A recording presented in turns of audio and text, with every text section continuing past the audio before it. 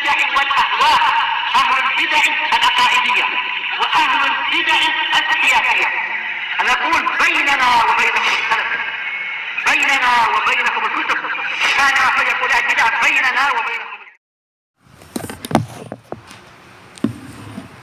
Bismillahirrahmanirrahim.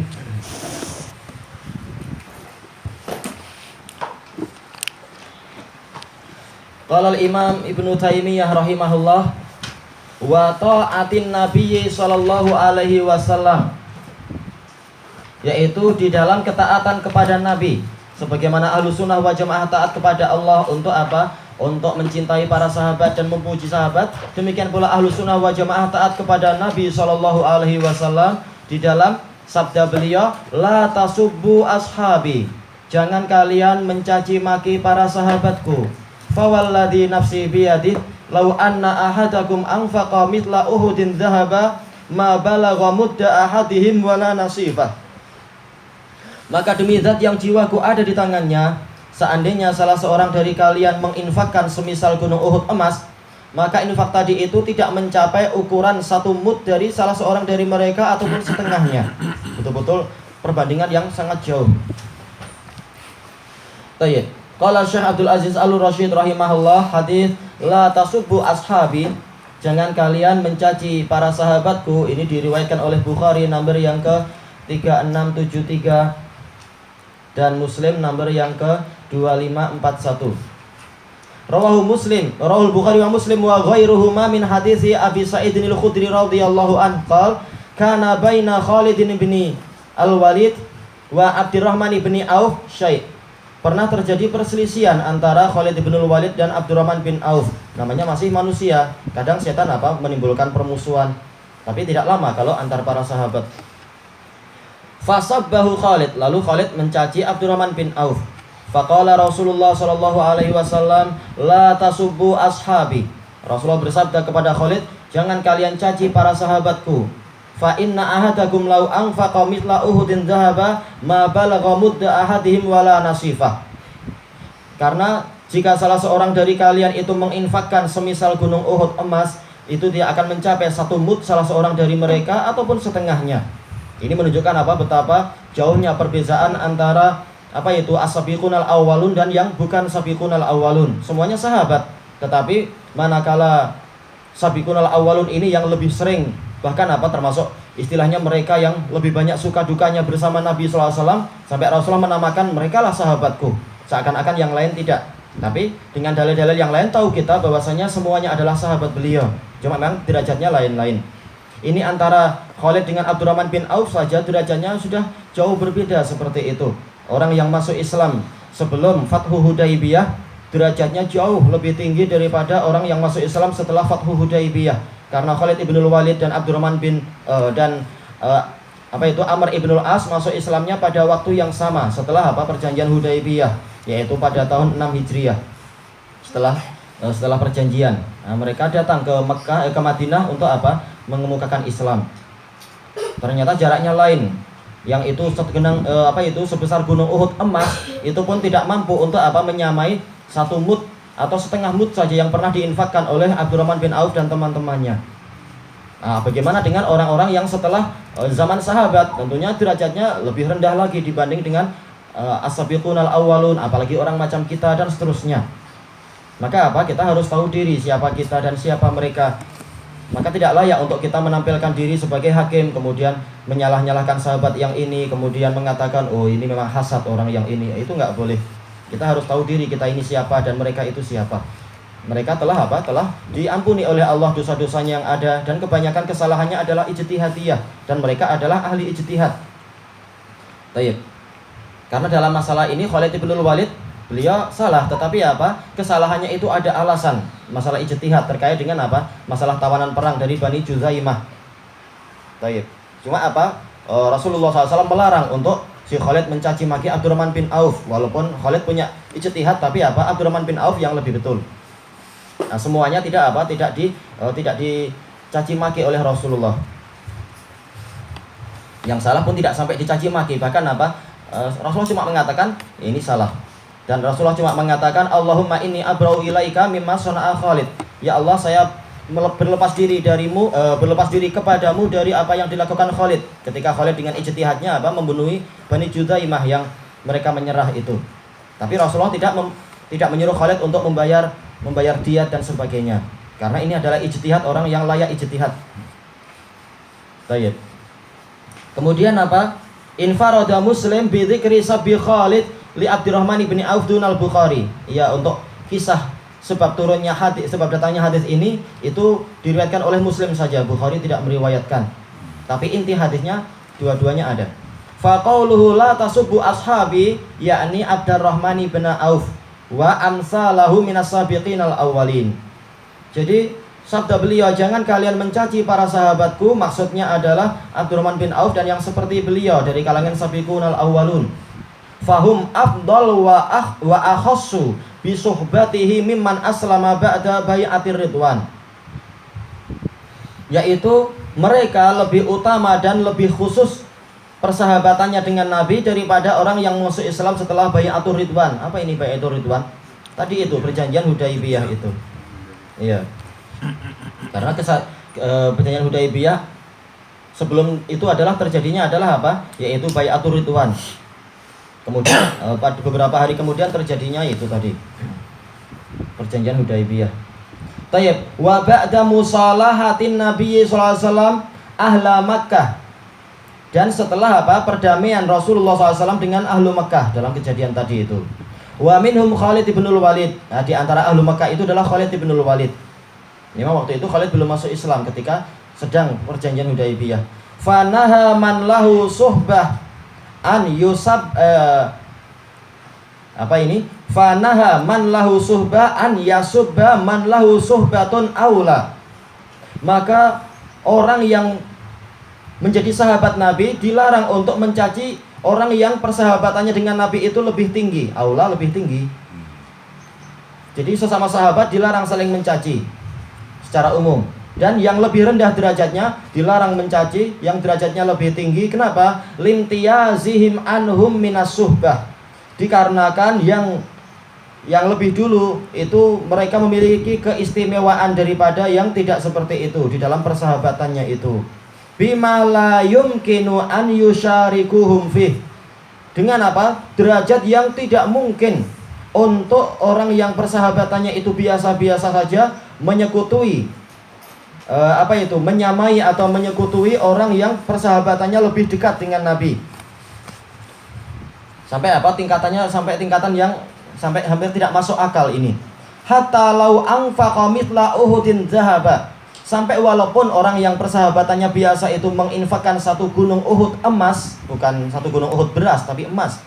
Ma balagha mudda ahadihim wala nasifah. Tidak mencapai derajat sedekah satu mud salah seorang dari sahabat khusus tadi ataupun setengahnya. Kalau kita punya emas sebesar kerusi, kita nggak akan sedekah itu. Sayang juga, kita akan pikir project ini, project itu. Apalagi satu gunung Uhud emas, kita akan lebih nantilah sedekah itu nanti. Saya mau ini dulu, mau itu dulu. Tapi seandainya pun kita infakkan itu, maka tidak akan mencapai derajat dari para sahabat tadi, karena memang mereka betul-betul mengorbankan segalanya di awal-awal Islam. Tanpa ada keraguan sama sekali, tanpa ada nifak sama sekali dalam suasana yang sulit. Sementara dalam periode Madinah mungkin orang itu ada kemunafikan itu mungkin. Nah, yang munafik masuk Islamnya cuma zahirnya, tapi sahabat tetap orang-orang terbaik.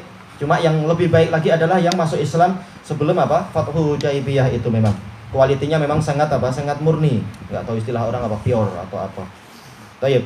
Fa idza kana hadza halal ladzina aslamu ba'dal Hudaibiyah, maka apabila seperti inilah kondisi orang-orang yang masuk Islam setelah Hudaibiyah, fa kaifa halu man laisa minas sahabati bihal, maka bagaimana dengan keadaan orang yang sama sekali bukan sahabat? Bihal yaitu sama sekali. Jelas kualitas kita enggak ada apa-apanya. Tapi Allah Maha Dermawan, siapa yang beramal soleh Allah akan kasih pahala yang sebanyak-banyaknya. Baik. Asalkan syarat-syarat terpenuhi. Qauluhu la tasubbu ay la tashtimu, yaitu jangan kalian mencerca. Qauluhu Uhud huwa jabalun ma'rufun fil Madinah, yaitu gunung yang terkenal di Madinah. Taib. Summiya bidzalika litawahhudihi minal jibal. Dikatakan Uhud karena dia menyendiri dari gunung-gunung yang lain. Karena di sekeliling Madinah ada gunung-gunung tetapi apa? Sambung menyambung, semacam banjaran. Nah, sementara kalau Uhud memang dia menyendiri. Kama dzakarahu Suhaili, sebagaimana disebutkan Suhaili. Qauluhu mut al-mut mikyalun ma'ruf. Dia adalah takaran yang terkenal, isi padu yang sudah terkenal itu. Wahwa ritlun wasulus bil iraqi. 1/3 ritel iraqi. Wan nasif an nisf, yaitu setengahnya. Intinya mut adalah apa? Pertemuan dua telapak tangan. Baik, telapak tangan orang yang agak besar sedikit. Wal makna anna ghaira sahabah law anfaqa fi sabilillah. Maksudnya adalah bahwasanya selain sahabat, seandainya dia itu menginfakkan di jalan Allah, bukan di jalan sembarang-sembarang, bahkan di jalan Allah. Jabala Uhudin zahaba, sebesar gunung Uhud emas. Ma balagha mudda ahadihim wala nasifah. Dia tidak akan mampu mencapai 1 ataupun setengah mud dari apa? Dari hasil pahala min afis sawab, yaitu pahala dari orang yang masuk Islam di awal-awal. Jangankan emas. Kaum muslimin kalau diminta boleh nggak Anda sedekah apa itu satu petak tanah untuk fisabilillah, nggak mau dia. Itu baru 1 petak tanah, gimana dengan 1 gunung Uhud emas? Memang apa kualiti keikhlasan dan apa itu kedermawanan lain dengan para sahabat. Baik, terutama ditambah dengan apa? Buruk sangka kepada para dai, karena memang dikarenakan para dai sendiri banyak yang membuat rusaknya dakwah, sehingga muslimin pun jadi semakin buruk sangka. Betulkah dia fisabilillah? Jangan-jangan nanti begini, jangan-jangan nanti begitu. Ya, itu menambah apa? Keadaan jadi semakin keruh. Orang yang apa itu mencari rezeki melalui apa? Melalui dakwah Islamiyah. Baik. Kemudian wa fi hadza dalilun ala tahrimi sabbi ashabi Rasulillah sallallahu alaihi wasallam. Dan di dalam hadis ini ada dalil tentang diharamkannya mencerca para sahabat Rasulullah sallallahu alaihi wasallam, wa annahu min kaba'iriz dzunub, dan itu termasuk dosa-dosa besar. Wa fihi dalilun ala tahrimi la'ni ashabi Rasulullah sallallahu alaihi wasallam min babin aula. Dan di dalam hadis ini ada dalil diharamkannya melaknat para sahabat Rasulullah sallallahu alaihi wasallam min babin aula, yaitu lebih-lebih lagi. Kalau sekedar mencaci aja nggak boleh, apalagi mengutuk, melaknat. Wa innahu min kaba'iril dzunub, dan itu adalah termasuk dosa besar. Fa innal hadits sharihun fi tahrimis sab, karena hadis tadi terang-terangan mengharamkan cacian. Wal la'nu a'dhamu minas sab, sementara laknat itu lebih besar daripada cacian. Wa fil hadits anna Rasulullah SAW qala, dan dalam sebuah hadis Rasulullah SAW bersabda, la'nul mu'min ka qatlih. Melaknat seorang mukmin adalah seperti membunuhnya, karena orang yang hidup dia perlu rahmat. Kalau dia betul-betul dijauhkan dari rahmat, habis dia. Baik, ini adalah Bukhari di dalam Adabul Mufrad, nomor yang ke-763 dari Abi Mas'ud Al-Ansari, dan sanadnya sahih. Wa ashabuhu sallallahu alaihi wasallam khiyarul mu'minin, dan para sahabat Nabi sallallahu alaihi wasallam adalah orang-orang terbaik dari kaum mukminin. Khiyar ini jamak dari akhyar. Tayyib. Kama qala sallallahu alaihi wasallam khairul quruni qarni, sebagaimana sabda Rasulullah SAW, sebaik-baik generasi adalah generasiku. Generasiku enggak seperti ucapan sebagian orang, maksudnya Rasulullah seorang, enggak mungkin. Generasi Rasulullah adalah Rasul dan orang-orang yang sezaman dengan beliau, yaitu apa? Para sahabat. Tayyib. Karena sebagian orientalis mengatakan sahabat terpisah dari Rasul. Buktinya apa? Yang terbaik adalah generasi Rasul, kemudian yang berikutnya yaitu para sahabat. Ini salah besar. Rasul nggak seorang-seorang di zaman itu. Beliau dengan apa? Para sahabat. Baik, dan hadis ini diriwayatkan oleh Muslim dari Imam Muslim dari Ibni Mas'ud. Bahkan Bukhari Muslim. Muslimnya nomor yang ke-2533, Bukharinya nomor yang ke-2652. Juga datang dari apa? Beberapa sahabat yang lain, Imran bin Husain dan lain-lain. Baik, juga datang dari hadis Aisyah radhiyallahu anha. Wa rawa Tirmidzi an Abdullah bin Mughaffal radhiyallahu an.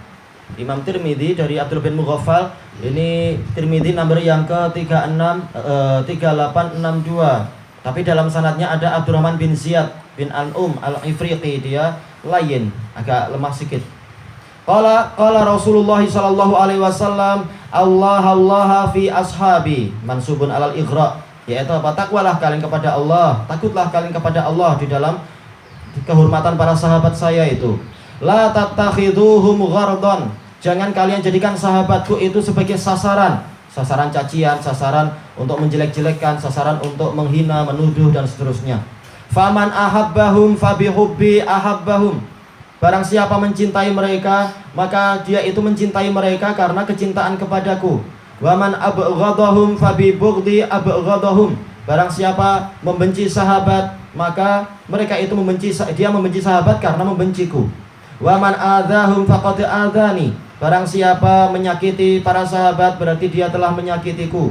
Waman adzani faqad adzallah, barang siapa menyakitiku berarti dia telah menyakiti Allah. Walaupun Allah tidak kesakitan, tapi ini adalah apa? Berbuat kejahatan. Waman adzallah yushiku an ya'khudah, dan barang siapa menyakiti Allah, maka hampir-hampir Allah itu akan segera untuk menyiksa dia. Qala Tirmidzi haditsun gharib. Tapi memang ini adalah hadis yang lemah. Kita tidak punya penguat untuk apa? Lafaz yang seperti ini. Tapi makna-maknanya didapatkan dari apa? Hadis-hadis yang lain.